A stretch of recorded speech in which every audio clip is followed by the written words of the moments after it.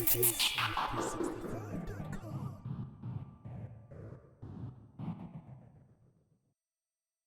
Hey, what's going on? AJSmith365.com. Bookmark that page. You're here probably on YouTube. If you're here on YouTube, please, at the end, after you've checked out the content, if you like the video, please give it a thumbs up. Also, to subscribe. We always dropping professional development as well as financial literacy. We're having conversations around that. So if you're into that type of stuff, please check us out. And again, I'm on Twitter, Instagram, AJSmith365, everything. I promise you all, this is probably going to be the last conversation I'm going to have on Robert Kiyosaki. I'm going to try to make this video short and sweet. But the last thing, man, and again, let me just say this before I say anything. Some of the things I'm going to say here, please definitely check out on your own. Don't just take my word for it, because some of the stuff that I'm going to say, I definitely want you to do your own research on it when it comes to Robert Kiyosaki. And the second thing I'm going to say on Robert Kiyosaki is this. I like Robert Kiyosaki. I have Rich Dad Poor Dad. That's the only book I have by Robert Kiyosaki. Rich Dad Poor Dad. I watch his videos. I think that what he says a lot of things that's true. But I don't think that everybody should listen to Robert Kiyosaki. Robert Kiyosaki, I think, this is just my personal opinion, Robert Kiyosaki is talking to a particular audience. He's talking to people who are, entrepreneurial. Let me just say it that way. He's talking to people who are about getting money, from an entrepreneur, who are hustlers, entrepreneurs. He's not talking to people who are, like, hey, I'm a 9-to-5 person. This is just who I am. If you want that type of person, and I've done a video on this before, go check out my video. If you got this older video, go check out my video, Robert Kiyosaki versus Susie Orman, which is better. Go check that video out. But I'm going to say this, and I said this in that video, so spoiler alert. If you're a saver, or if you're a person that's just like, hey, I'm not a big risk taker, I'm a saver, I'm perfectly happy being a 9-to-5er, that's me. I just want to make sure that I have something when I retire and I'm able to live out my retirement comfortably and take care of myself. You need to be listening to Susie Orman. Don't listen to Robert Kiyosaki. Robert Kiyosaki is not the person for you. Robert Kiyosaki is an entrepreneur. He's a hustler. That's what he is. Robert Kiyosaki is about get money. Let's get money. I'm an entrepreneur. That's why he says the things that he says. That's why he takes definitions and twists them to fit what he wants to say. Your home is not an asset. That's crazy. I'm still, again, I know where he's trying. I think I know where he's going with that. And again, he's speaking to the entrepreneurs. But the thing that I kind of want to do here is just kind of shine a little bit of light and background on Robert Kiyosaki. Not really totally background. But if you go check out and just do a little bit of Googling on Robert Kiyosaki, number one, Rich Dad Poor Dad was a hit. That was a big hit. I'll give him that. It was a good read book too. It's a good read. It definitely is an eye-opener. It's an enlightener for individuals who, if you're trying to get into this field and if you're entrepreneurial. But the one thing that I think people can agree on is that no one knows who this rich dad is. There's speculation that the rich dad is a fictitious person. Then there was speculation that the rich dad was, it's this person, it's that person. No one knows who this rich dad is. We don't even, there's been a lot of speculation that the person is fictitious. Whether it's fictitious or not, the book is still a good book. Then now Robert Kiyosaki started coming out with, I've heard him say on TV, savers are losers. That's a little bit harsh. So certain things, I was talking to a friend of mine the other day, And I think some people get so happy and excited that money that they're making, because he's into this. He's just into all kind of stuff, and like he gets involved in these. And then he's involved in something I'm not even going to mention what it is. It's crypto based, where they're supposed to 3x your money in 2 years. Some of you know what I'm talking about. I don't know if this is true or not, but my thing is 100% guaranteed to triple my money, and I get money every day. I mean, it sounds good, but I mean, my thing is, that's damn near better than the stock market. But, then he gets on this kick talking about, calling people losers and stuff. And sometimes I just look at it and I say, I don't think that people should be using this word. Just because somebody's a saver, and I'm talking about Robert Kiyosaki, because Robert Kiyosaki is saying people are savers or losers if they're not investors. Okay, they're savers, I mean, but why do they need to be losers? Why do we need to use this harsh type of language? I will probably agree with Robert Kiyosaki that, people should be investing and learning how to invest. But the one thing I'll say is this, and I say this about politics. My wife and I, when she'll hear me talk, and I tell people all the time, when elections come around, if you're not familiar with the candidates, don't vote. I tell people that all the time. If you're not familiar with the candidates and what they're about, if you haven't done any research, I don't want to see you in the polls. If you're just voting off of commercials and what you see on TV or what your friends say, you should not really be voting. And I'll say the same thing about investing. If you're not certain on how to invest, like we have a lot of retail investors right now, and they're causing a lot of volatility in these markets. People can blame the feds, people can blame quantitative easing, people can blame Afghanistan, Taliban. You can start blaming whatever it is that you want to start blaming, but you can also put a little bit of onus on retail investors who are just investing in stuff because they read it on Reddit or because their coworker told them that GameStop is the next Tesla and AMC is the next Google and all of this other stuff. If you're not familiar with investing, then don't invest.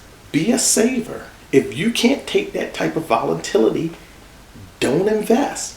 Be a saver. These people aren't losers. So I'm going back to what Robert Kiyosaki is saying, calling people losers.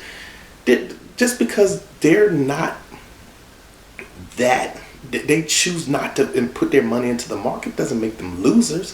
It just makes them savers. Now, are they maximizing their dollars and their financial potential? Maybe, maybe not. Because the downside to the reason why I say maybe, maybe not, because it's not a guarantee that you put money into the stock market that you're going to make money. I don't care if you dump all of your money into Amazon or Google, or Microsoft, which are good plays, which are very good plays. You're not guaranteed those companies. We don't know what's going to happen tomorrow. We don't know. So any money that you put into the market, you could lose. So savers could actually be beating investors just by keeping their money, just by not playing the game and getting into the investment game. They could be actually doing better than investors. Because just because you're an investor doesn't mean that you're making money. Especially if you're not investing in the right stuff. I told y'all before, when I first started investing, I invested in the stupidest stuff. The Football Network. Not NFL Network. Is an old stock called the Football Network. I still remember the stock ticker symbol, TFNK. I was dumping my money into penny stocks when I first started. Digital Mafia. Lord, those companies aren't even around anymore. If you don't know what you're doing, being a saver is wise. That's the first thing that I want to say. The second thing I want to say is, Robert Kiyosaki likes to show this chart where he has an ESBI. It's like a little tic-tac-toe board almost, and he has the E over here, the S over here, the B over there, and the I over there. So it's for employee, I think, savers, business, and investors. And he claims that he's on the BI side. He claims that the ES side is for basically the suckers and the working man and the losers, because all they're doing is working and saving. And he's saying, well, I'm on this side of the bracket, the B and the I, business, investor, because I let other things do my money for me. I let other people work for me and make my money. It's not totally true, Robert. It's not true in the sense that this. Robert Kiyosaki, first, let me back up a little bit too. He is kind of on the east side, at least, employed, because you'll see him now. Because we know, I think, in 2019 or so, there was a judgment against his learning academy. And that's kind of where I want to talk to y'all and bring y'all up on history about a little bit. If you think about it, before Rich Dad Poor Dad came out, we didn't really know about Robert Kiyosaki. Like, before Donald Trump became president of the United States, I knew Donald Trump was. He was a business person. He was involved in real estate. He had casinos. He had a USFL football team. I knew a little bit about his background. And that's not to say that Robert Kiyosaki didn't have a business background. He was probably a business owner, probably doing relatively well on a small, mid-level. I don't know. But if you do a Wikipedia on him, it really didn't say what businesses he owned. At least I didn't really figure it out. They didn't really give names or specifics. And not just Wikipedia, because Wikipedia is not a valid source. It's not a valid source. But just even Google in general, when you're just trying to do looks, it really doesn't give you a story of Robert Kiyosaki before Rich Dad Poor Dad. The only thing it says, and this is, in talking to Robert Kiyosaki or anyone, don't beat me up for saying this. Beat the internet up. Wikipedia and the internet. But the internet said that he owned, I think, 1 or 2 businesses, and then those businesses failed. And then he did several business ventures before coming out with Rich Dad Poor Dad. So Rich Dad Poor Dad really became the meal ticket, at least in my personal opinion. That became, at least that gave him the fame. Maybe he had the money before, and Rich Dad Poor Dad gave him the fame. Gave him definitely more money. But really, we know Robert Kiyosaki. When you think of Robert Kiyosaki, you think Rich Dad Poor Dad.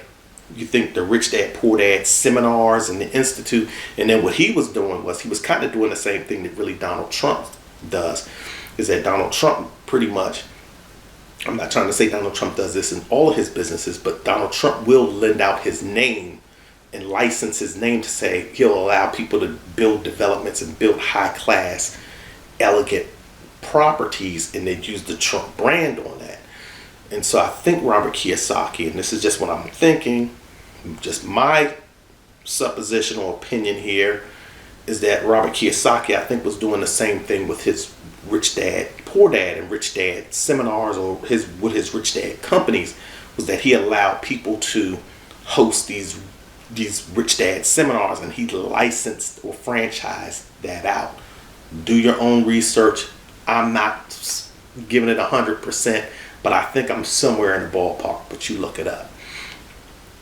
So that's where he really got his fame from. And then I think in 2019, one of his education companies did get sued, and that education company, basically went away.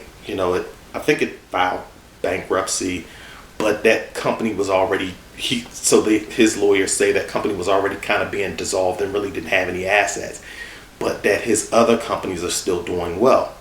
And that's business. Business is where you can make money in certain areas, and certain things no longer make you money, and then you pivot.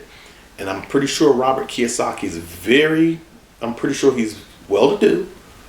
I'm pretty sure his net worth is pretty nice. And I'm pretty sure that, he's very successful. But Robert Kiyosaki still, if you look at it, he still has to be out there. The reason why I'm trying to say he doesn't really totally live on that BI side, well, he does. But if you think about it, he has to hustle a lot. It's not like really, he's sitting back like, what's the dude? I think is it Robert Kraft that owns the Patriots, or even you look at the Rooney family, the Steelers owners. Like, when you look at those owners are really just behind the scenes. They're like, you all go out and execute, and then I'll just show up and, I know I'm the owner, but you guys do the work. If you look at Robert Kiyosaki, he still has to put his face out there, because his face is his brand. So he still has to do these, I think he's on YouTube, and, he still has to kind of keep his brand going. So it's not like his organization totally functions without him being up front. He still has to put his face out there because his face is what sells. So he still kind of is in the grind, so to speak. So it's still kind of like you're still, I don't want to say an employee, but you still have to do your own legwork. You still have to do your own hustling, as opposed to, other individuals being able to just, automate and delegate down to other individuals. Robert Kiyosaki can't put someone else in his place and have them do his podcast for him. He could, but then the brand could suffer because people are looking for Robert Kiyosaki's face. So he's always kind of, I shouldn't say he's always, but it seems as though, or appears as though, he still needs to be in the wheel because his face is his brand, and that's what gets him going and gets his followers. So again, I just want to kind of shine some light too. The reason why I'm bringing up the failed businesses is because you can't just call other people losers because they're not willing to take the gambles that you can take. You can stomach, or he can stomach, or some people can stomach starting businesses, taking on debt, filing chapter 11 or chapter 12, whatever chapter it is that you're chapter 7, whatever chapter bankruptcy it is that you're going to file, and then moving on to the next venture. Also too, Robert Kiyosaki, as well as these other millionaires and even billionaires, they know how to they know the law, and they know how to put processes in place to shield their personal wealth from their business. So they know how to protect themselves, and they know how to make money and, take these legal risks and say, okay, well, let that business go bankrupt. Well, I don't care. Okay. I didn't have any assets in that business anyway. I had already shifted, or I had already did the moves that I'm going to do. So just because the everyday man doesn't know how to do these things, you can't call people losers, I don't think. I don't think that's the proper thing to do. And not everyone can be a business person. That people, and I'm going to say this, everyone can't own a business. Everyone can't invest in the stock market. Everyone can't be rich. And I'm speaking from not just an American perspective, but this is just a life perspective. There's always a yin and a yang. That's the way capitalism works. In order for there to be rich people, you got to have a poor person. You just do. Or poor people. And you also probably have to have some semi-rich people who are middle-class people. If everyone bought a house tomorrow, the housing market or the housing values would probably drop. Not everyone was built to own a house. The game is rigged for certain people, or certain percentage of people, to control stuff, and certain people to be consumers. Everyone can't be a boss. Everyone can't be a Don. Everyone can't be a G, as they would say. Everyone can't. If everyone goes to college and gets a bachelor's degree, somebody still has to bust these tables. Somebody still has to work in a gas station. Somebody still has to work at McDonald's or retail. Everyone can't be in the boardroom. So, I'm saying that too because everyone can't invest in the stock market. You see what's happening with the stock market now because everyone's getting in. Hey, even you all can look and say, well, even you giving advice, who will you? And you have a point. And that's why I try not to that's why I try to keep my stuff as vanilla as possible to let people make up their own mind. I'm just trying to give information for people to either, take and consume or look it up. But I'm not here to give you, hey, this is the stock that you need to buy and this is the stock you shouldn't buy.